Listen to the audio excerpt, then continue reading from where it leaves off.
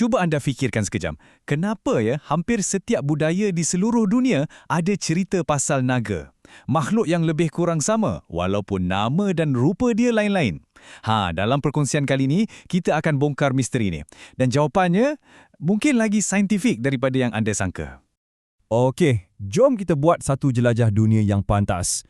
Mula-mula, kita ada Luzong dari China. Lepas tu ada Hydra dari mitos Yunani. Kita terbang ke Scotland, jumpa Baitir. Dan tak lupa juga Bakunawa dari Filipina.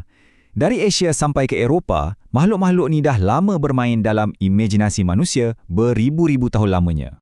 Bila kita tengok betapa meluasnya mitos ni, satu soalan besar timbul. Adakah nenek moyang kita semua ni kebetulan ada imajinasi yang sama ataupun ada sesuatu yang lebih nyata di sebalik semua cerita ni? Jadi, dari mana puncanya semua ni? Nah, ini dia idea utamanya. Macam mana kalau semua mitos dan legenda ni bukanlah sekadar cerita dongeng sebelum tidur? Macam mana kalau ia sebenarnya cara orang dulu-dulu catat dan faham dunia di sekeliling mereka, jauh sebelum wujudnya sains moden? Inilah yang membawa kita kepada satu bidang kajian yang sangat menarik, namanya geomitologi. Bunyi macam canggih kan? Tapi senang je maksud dia. Ia mengkaji hubungan antara cerita-cerita purba dengan keadaan geologi yang sebenar, macam batu batan, gunung berapi dan fosil di tempat cerita tu lahir. Dan ini bukan teori kosong tau. Benda ni memang diguna pakai. Contohnya dekat Australia, satu legenda orang asli tentang bintang jatuh telah bawa para penyelidik jumpa satu kawah meteor yang betul-betul wujud. Sama juga macam di Hawaii, kisah Dewi Gunung Berapi Pele telah bantu para saintis faham sejarah letusan gunung berapi Kilauea dengan lebih tepat. Hebat kan? Okey, sekarang kita dah ada kanta geometologi ini, jom kita kembali kepada misteri asal kita. Apa yang boleh ia dedahkan pasal naga? Kita akan mulakan dengan cari petunjuk yang tersembunyi dalam tanah, iaitu fosil. Jom kita tengok mitos Yunani tentang seorang wira bernama Cadmus. Dia lawan seekor naga, lepas tu dia tanam gigi naga yang bergerigi tu dalam tanah. Okey, pada masa yang sama, kita tahu yang geraham mastodon, sejenis haiwan purba macam gajah yang besar dan tajam, banyak dijumpai bertaburan di seluruh Eropah. Nampak tak kaitannya? Mungkinkah orang zaman dulu jumpa gigi-gigi ni dan reka cerita pasal seekor raksasa untuk jelaskan penemuan tu? Dan corak yang sama ni berulang di tempat lain. Kita ambil pula long dari China yang memang ikonik. Ciri utama dia, tanduknya yang unik tu. Dan kebetulan, di utara China, memang banyak fosil tengkorak rusa Pliocene dijumpai. Lengkap dengan tanduk. Susah kan nak kata yang ini cuma satu kebetulan? Slide ni rumuskan semuanya dengan begitu jelas. Ciri-ciri fizikal naga yang berbeza di setiap tempat selalunya sepadan dengan fosil apa yang dijumpai di situ. Gigi bergerigi di Greece sesuai dengan geraham mastodon. Tanduk di China sesuai dengan tengkorak rusa. Dekat Pakistan pun sama. Legenda naga berjambul permata mungkin datang dari penemuan kristal kalsit yang selalu ada pada fosil Civaterium, sejenis zirafah purba.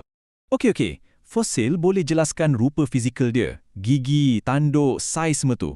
Tapi, ada satu lagi soalan besar. Macam mana pula dengan api? Dari mana datangnya idea naga yang boleh hembus api ni? Untuk jawab soalan tu, kita kena ke Turki dan dengar legenda Chimera. Diceritakan yang Chimera ni seekor raksasa yang ganas dan boleh sembuh api. Wira Bellerophon pula kalahkan dia dengan cara yang bijak. Dia campak ketulan plumbum ke dalam mulut Chimera yang kemudiannya cair sebab api tu dan akhirnya mencekik raksasa tu dari dalam. Jadi, apa penjelasan saintifiknya? Nah, dekat kawasan yang sama di Turki di mana legenda ni berasal, ada lohong gas asli semula jadi yang sentiasa mengeluarkan api dari dalam tanah. Jadi mudah sangat nak bayangkan macam mana orang dulu-dulu nampak fenomena geologi yang menakjubkan ni dan terus terfikir, ini mesti nafas berapi seekor raksasa.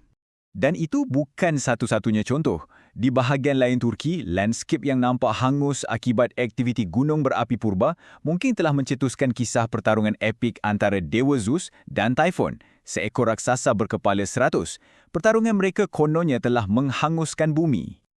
Semua ini membawa kita kepada satu kesimpulan yang sangat penting. Mitos-mitos ni bukan setakat bagi kita gambaran tentang cara nenek moyang kita berfikir, ia sebenarnya boleh menjadi alat yang sangat berguna untuk sains moden. Jadi mesej utamanya ialah ini.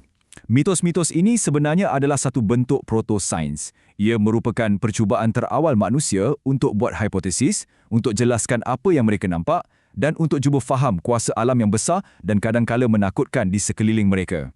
Dan kalau anda tak percaya, tengok data ni. Di China, ahli paleontologi selalu rancang kerja cari gali mereka di kawasan yang terkenal dengan legenda tulang naga. Carta ni tunjukkan betapa berkesannya strategi itu. Peluang untuk jumpa fosil adalah lebih daripada 2 kali ganda lebih tinggi di kawasan-kawasan ni. Legenda lama ni dah jadi macam peta harta karun saintifik.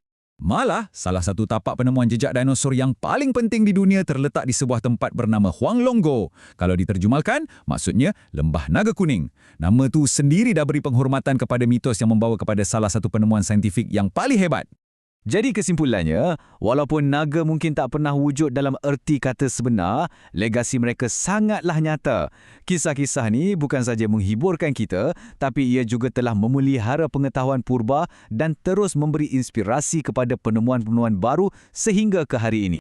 Semua ni buat kita terfikir kan? Kalau cerita naga boleh dedahkan begitu banyak tentang fosil dan geologi, agaknya apakah rahsia-rahsia lain tentang sejarah planet kita yang masih tersembunyi dalam mitos dan legenda purba hanya menunggu masa untuk kita fahamkannya semula?